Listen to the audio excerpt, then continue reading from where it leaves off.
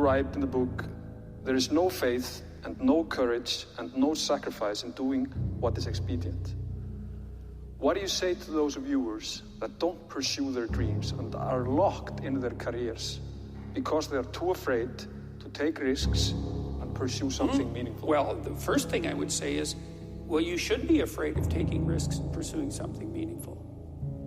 But you should be more afraid of staying where you are if it's making you miserable.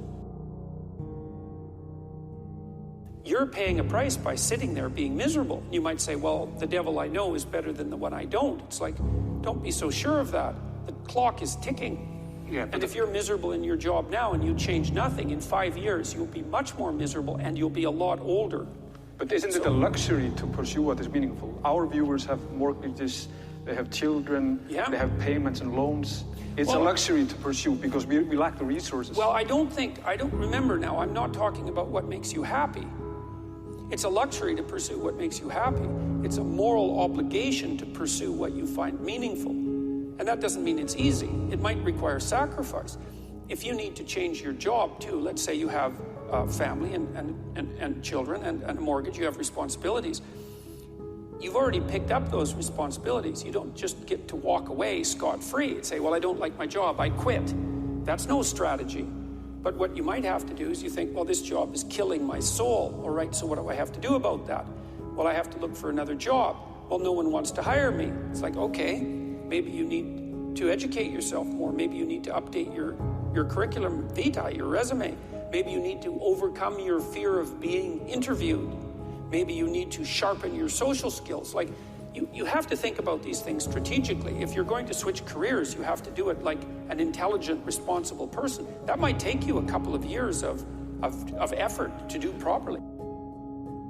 We're built for struggle, us human beings. We're built to contend with the world. We're built to contend with reality. You want a challenge, and the best way that you can take on a challenge, because a challenge fortifies you. So you don't want to be secure, you want to be strong. And you get strong by taking on optimal challenges. And so you lay out your destiny in the world, and you take the slings and arrows of fate, and you make yourself stronger while you're doing so. And you might fail, and fortune might do you in. But it's your best bet.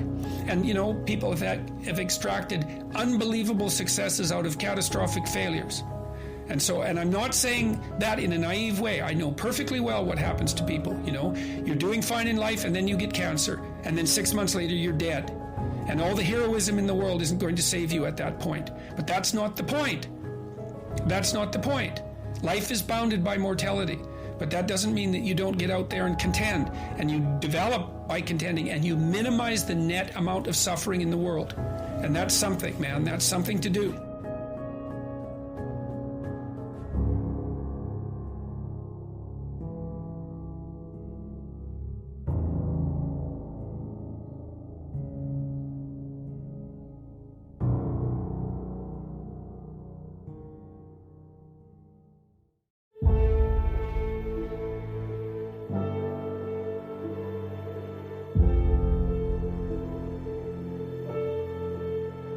Look, I'm exhausted. Had it all figured out and I lost it. They say that's the cost, but it just feels like a lot. Stop, are you going or not? I miss certainty. Miss the 9 to 5s, knowing exactly where I need to be and why I'm not built for this. Progress moves in slow motion. They're out making money and getting promotions, saying all the right things, pulling all the right levers, while I sit here, write my future self love letters. Who's winning? Is this the end or beginning? 'Cause I'm starting to feel like reality's slipping, and bank accounts, they aren't very forgiving, and life on edge feels like falling, not living. If effort brings victory, what am I missing?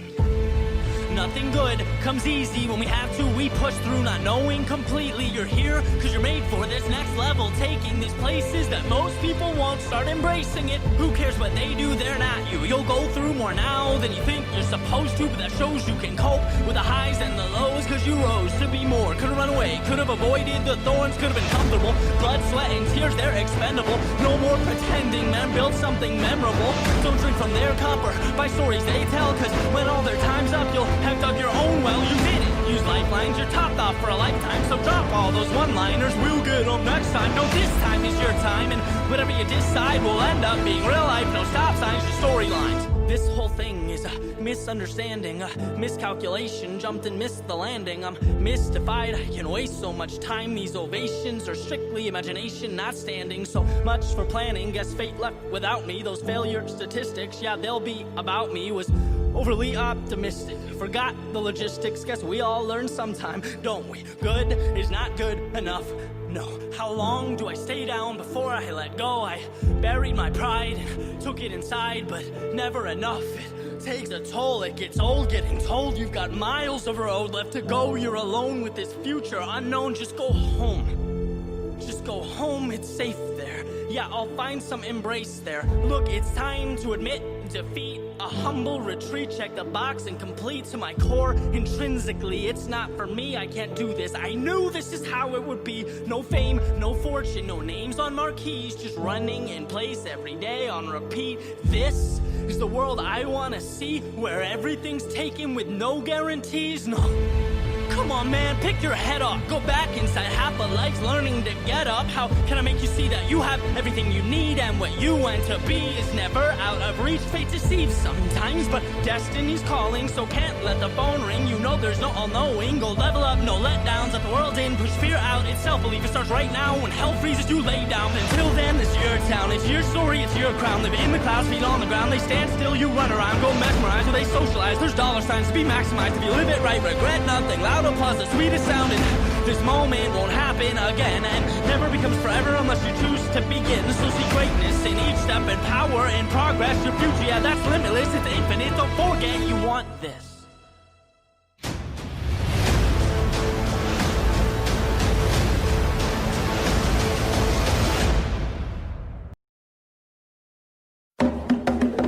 The champ is here! The champ is here! The champ is here! The champ is here! The champ is here! The champ is here! The champ is here! The champ is here! The champ. Good afternoon and welcome to Bull Market Stock Show. This is your host Rihan Hobson, and we're doing not the market today, but obviously Eskom affects the South African market. This one is it's a bit difficult to crack, but I did some research on Eskom and also listened to a lot of people, or I would say engineers, on YouTube, especially Ted Bloom, of what he said, because he was the one who was actually starting to bring the alarm about load shedding stage 8. Now, for listeners across the world, South Africa has a power problem or power supply problem to fuel up our houses and also businesses. There's a critical shortage of supply in South Africa, and we actually need to share actually the load. That's why the word comes in, load shedding. So you get different phases of load shedding. You get stage 1, which is normally equals to 1,000 megawatts, and then you have stage 2, which is now 2,000 megawatts. So that is what we share across the country. And then stage 3, and then you have 3,000 megawatts that they switch off, that we share across the country. So that is how it goes on.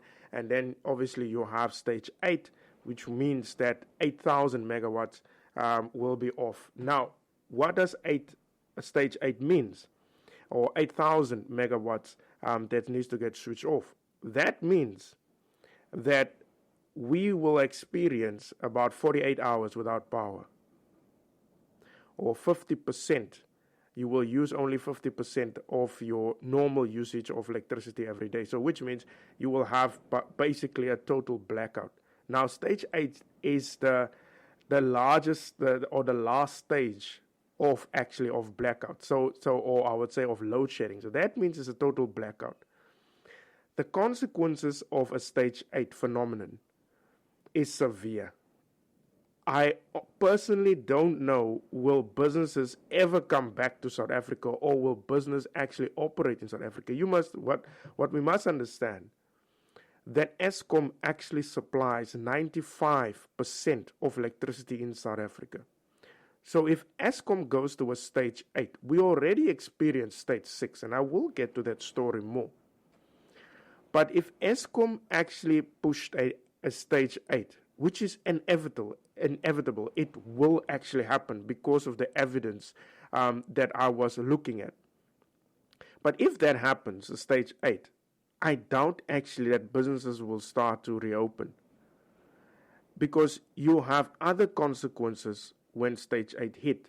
You will have water supply that will become a problem, because you need to actually pull out water and push it up to higher levels. So that will definitely become a problem. So you will have a power problem, and then on top of that, you will have a water problem. And then on top of that, you have businesses that is closing down, especially your food chain businesses. You have butcheries that will close down, so which means prices will go up because of a shortage of food. So you will have enormous amount of problem when it happens on stage 8, because it looks like it's not a question of if, it is like when it will happen.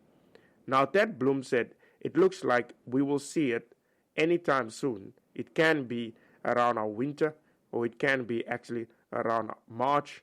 But what Eskom actually did publish is that we will actually see the worst year of load shedding in 2021. The worst year we will experience. Now, what was worse previously was actually stage 6. Now, we all know, we had a slight idea of what happened in stage 8. It happened in December 2019, where basically you were out of power for a very long time. I know we had some serious problems. It was hitting our business extremely hard at that particular point in time, stage 6. And it also hit a lot of other businesses, especially retail stores and butcheries that were closing down. Was extremely hit hard with stage 6.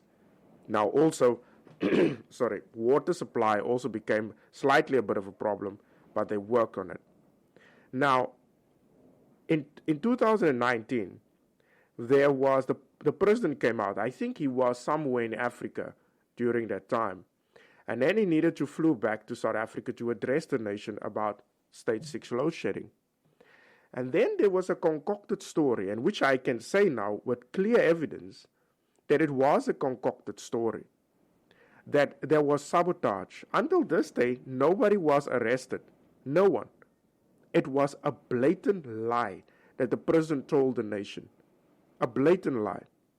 Because the Special Investigation Unit, which you can actually Google it, I use actually DuckDuckGo, because that is actually where I got all my information. And I must say, when I share this information now, or the podcast on my social media, I got blocked already.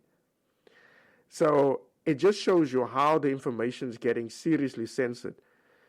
But the Special Investigation Unit on the story of sabotage during the stage 6 load shedding December 2019, the report actually stated that there was no sabotage, absolutely nothing. And the president nor the media, no one was actually reporting regarding the story. Nobody said, but the president was lying, or the ANC was lying, or Pravin Gordhan was lying.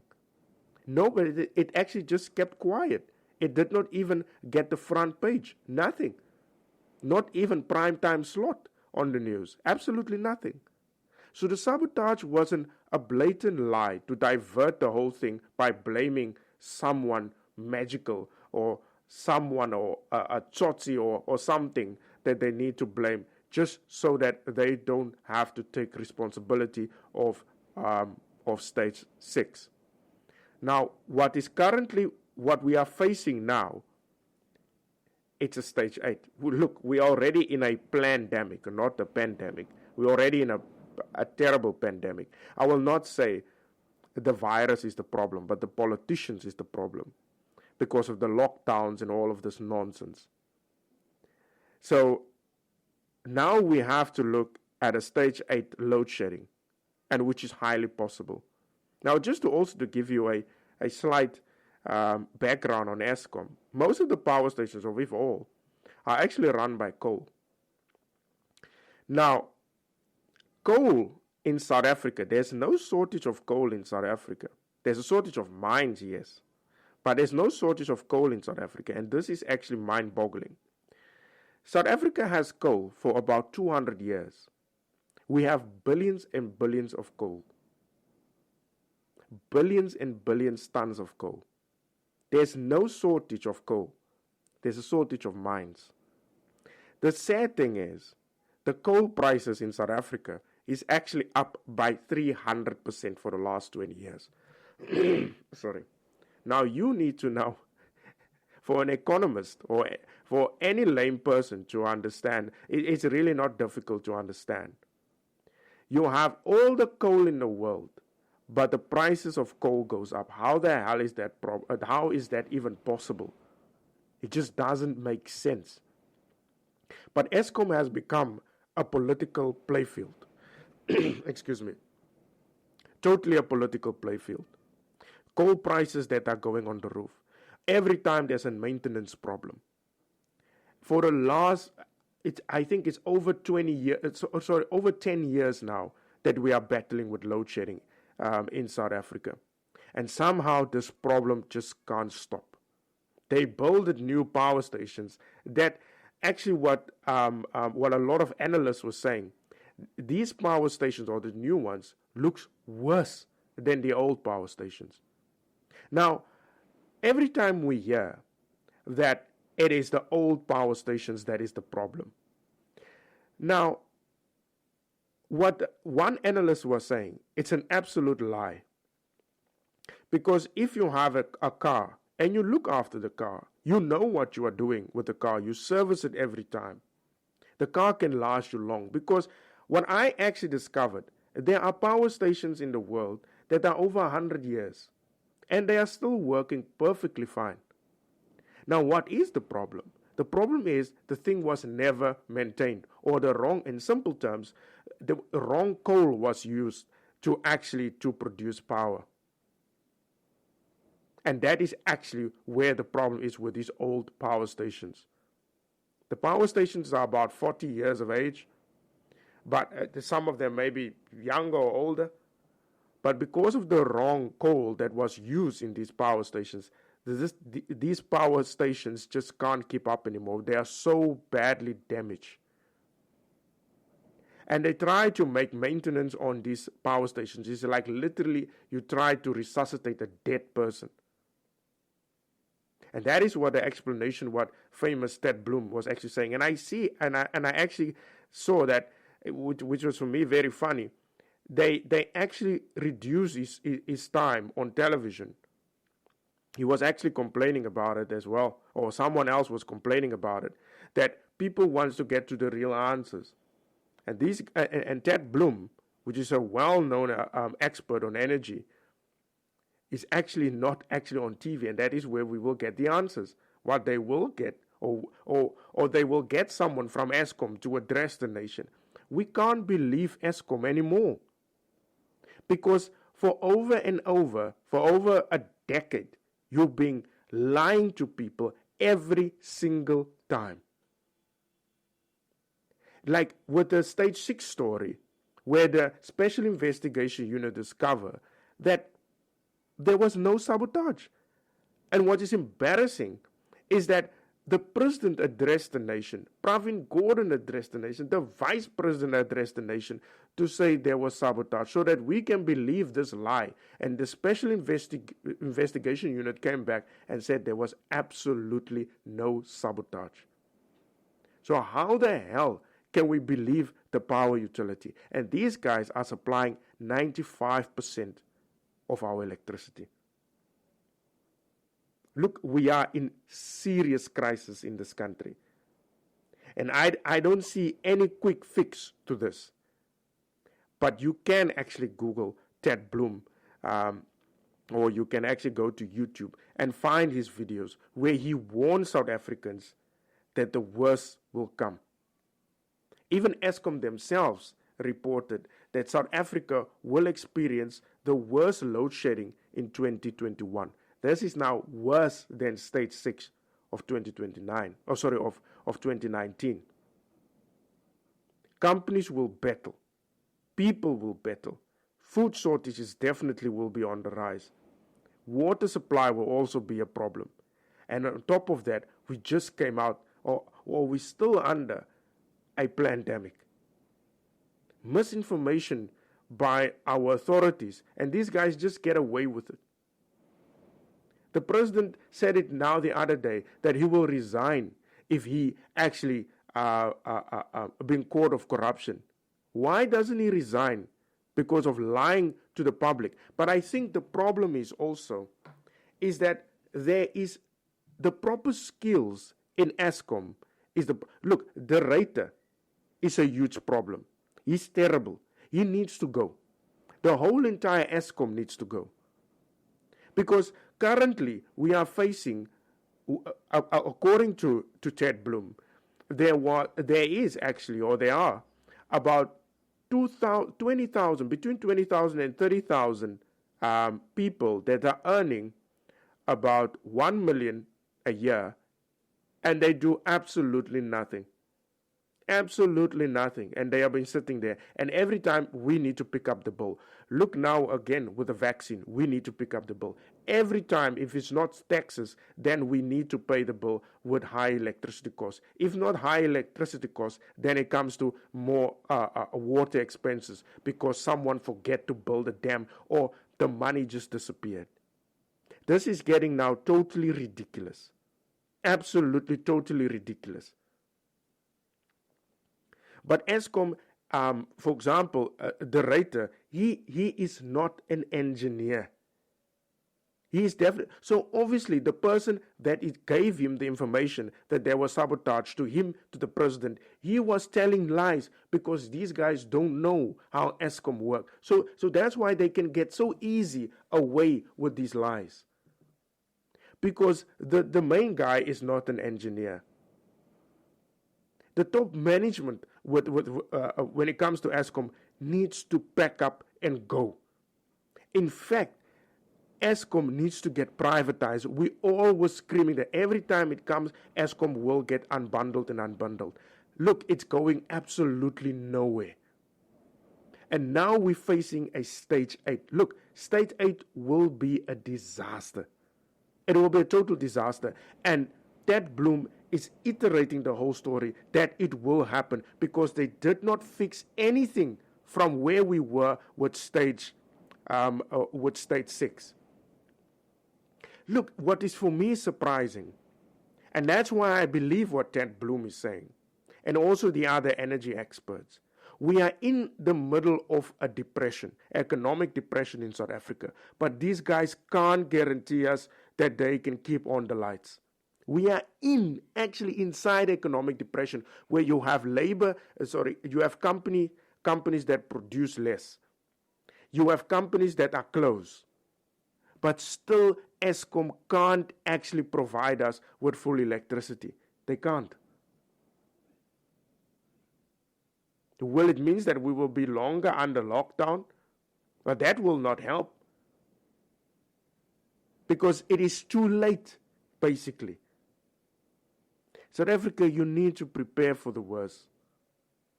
And I would advise you, if you can, Google Ted Bloom or any other energy expert. Because I myself is not an expert. I'm just talking to you what I know and looking at the facts, especially from the report of the Special Investigation Unit, which said there was no sabotage. So from there on, I know this whole entire time, Eskom was just bullshitting people left, right, and center. Well, we all know it, but it's also nice to have some evidence with you. And it's very nice where the president is just keeping quiet of this whole thing. Why doesn't he resign? He's terrible. That big nose has been irritating me for quite some time. Since the day he actually got in office, I said this guy is useless. It will be an absolute disaster for farmers, retailers, for the ordinary citizen. The thing is, there's already so much job losses in South Africa. The unemployment rate is through the roof. People can take only so much. And then they will start to get desperate. They will start to come for our houses. because it's very difficult to stop a hungry person. We can't go on like this, from one lie to the next lie. Corruption that just don't stop. I would advise you, please, for those of you who has reserves outside of the country, especially if you have your dollars or your bitcoins or your gold, you must cling on to that to dear life. Because honestly speaking, there's basically no hope, as what a lot of experts were saying for Eskom. The damage is too severe.